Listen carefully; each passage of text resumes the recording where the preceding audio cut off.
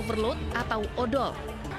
Mereka meminta Dishub Jateng menandatangani surat tuntutan yang berisi 16 poin. Jalur Pantura Semarang sempat lumpuh beberapa jam saat pengemudi memblokir jalan.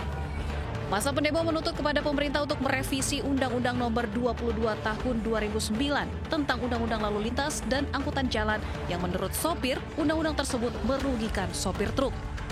Setelah berjalan cukup lama, perwakilan masa pendemo dari berbagai daerah dan asosiasi diterima oleh Kepala Dishub Jateng dan polisi.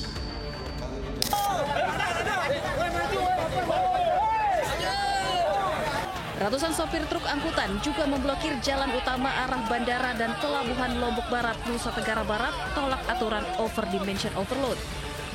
Selain membuat akses jalan lumpuh, aksi sopir truk juga nyaris ricuh. Mereka melakukan sweeping kepada truk dan angkutan logistik yang baru keluar dari pelabuhan. Tak hanya itu, aksi sopir truk yang memblokade jalan juga membuat sebuah ambulans terjebak. Para wisatawan pun tak bisa melintas akibat blokade jalan ini. Jalur arah bandara dan pelabuhan lumpuh total hingga polisi meminta para sopir truk segera membuka blokade jalan. Dari Semarang, Jawa Tengah dan Lombok Barat, Nusa Tenggara Barat, Tim Liputan iNews melaporkan. Sementara itu, belasan kepala desa menggeruduk SMA N1 Jati 7 di Majalengka, Jawa Barat. Penggerudukan terjadi setelah sejumlah warganya tak diterima sebagai siswa baru. Domisili, tapi sama aja dengan donasi. Berarti Bapak yang menentukan berapa kilo itu. Semua donasi ada yang apa? Domisili Pak itu Sejumlah kepala desa di Kecamatan Jati 7 terlihat emosi setelah menyampaikan alasan kenapa warganya tidak diterima SMA Negeri 1 Jati 7 pada tahap awal kepada pihak sekolah setempat.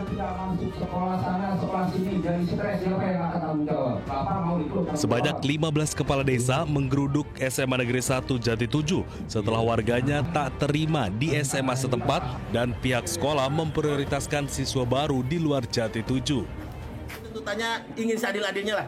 Artinya ada istilah di sana bumi dipijak, di situ langit dijunjung. Artinya SMA 177 itu adalah kepunyaan warga Jati 7. Jadi kami kan tahu silsilah dari awalnya itu bagaimana awalnya nginep di SMP, SMA nginep di SD sekian tahun, terus bisa membangun, ditarik supaya yang daftar. Sekarang kami sudah pada tua kan tahu persis perjalanan SMA ini. Nah sekarang udah besar, udah gede, ternyata melupakan terhadap apa itu lupakan kulitnya gitu. Jadi ingin ada kebijaksanaan yang lebih hebat.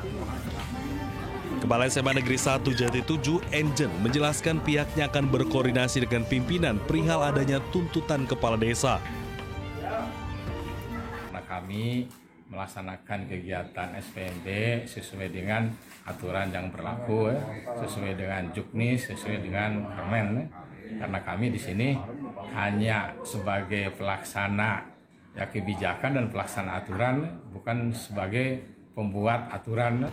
Kepala desa akan melakukan aksi unjuk rasa jika tuntutannya tidak diakomodir pihak sekolah. Dari Majalengka, Jawa Barat, Muhammad Zaini Johadi, iNews melaporkan. Ratusan calon siswa SMPN antri ke sekolah dari subuh agar bagian kursi. Padahal pelayanan SPMB baru dibuka pukul 7 pagi.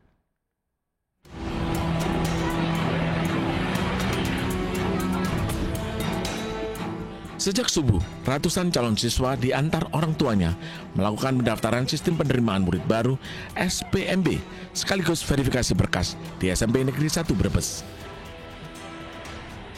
Sebagian besar orang tua siswa lebih memilih daftar langsung ketimbang melalui online. Kemarin juga saya sudah ke sini, nah ini ke sini. Berarti harus datang pagi-pagi itu ya, Bu? Ya kalau mau siang boleh, cuma kan ada batasnya sampai jam 12. Kalau jam 12 kita nggak bisa verifikasi, paginya ke sini lagi. Jumlah peminat SMP Negeri 1 Brebes terbanyak lantaran menjadi SMP favorit. Mengantisipasi membludaknya peminat, pihak sekolah membagikan kupon antrian. Menyesuaikan masyarakat yang datang. Intinya di sini memberikan layanan yang otomatis. Kalau alasan warga ini kebanyakan apa Pak memilih SMP 1 ini?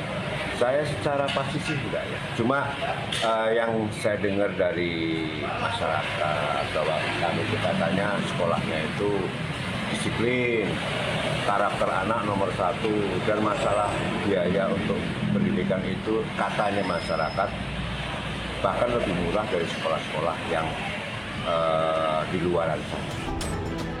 Pada hari pertama SPMB, jumlah calon siswa di SMP Negeri 1 Brebes mencapai 771 orang. 204 telah diverifikasi dan 164 orang diterima melalui pendaftaran online. Dari Brebes, Jawa Tengah, Unibar iNews melaporkan.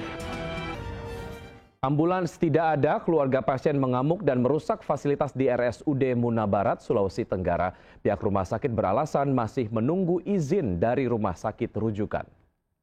Tidak ada ambulan. Ambulan terlambat. Kita tunggu kapal mau berangkat jam 3. Ini sudah administrasi cuma uang mulutnya sayang. Video viral merekam keluhan keluarga pasien yang mengaku terlambat mendapatkan pelayanan ambulans. Tidak ada ambulan. Tidak ada ambulan.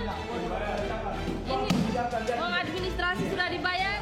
Keluarga pasien tak bisa lagi menahan emosinya saat mengetahui ambulans yang seharusnya membawa keluarga korban tak bisa digunakan. Mereka pun mengamuk dan merusak beberapa fasilitas di RSUD Muna Barat. Dari mereka ini supaya uang jaminan itu dibayarkan dulu. Alhamdulillah pada saat itu mereka secara rincian uang jaminan dibayarkan 420.000. Tetapi mobil ambulans tidak di tempat. Sementara itu, RSUD Muna Barat beralasan mereka menunggu respon dari rumah sakit di Kendari tempat pasien akan dirujuk. Proses ini membutuhkan waktu hingga ambulans baru bisa jalan setelah mendapatkan izin dari rumah sakit rujukan. Rujuk. Namun memang pada saat itu, pada saat kegaduhan itu karena mereka meminta agar segera dirujuk, tetapi kami juga mempersiapkan dulu itu karena pasien dalam kondisi stabil, bukan kritis stabil. Hanya mungkin keluarga pasien melihat karena kondisi pasien secara objektif ada darah, kemudian ada balut dengan ada darah, kemudian ada bengkak, itu mungkin yang dikategorikan kritis bagi keluarga pasien.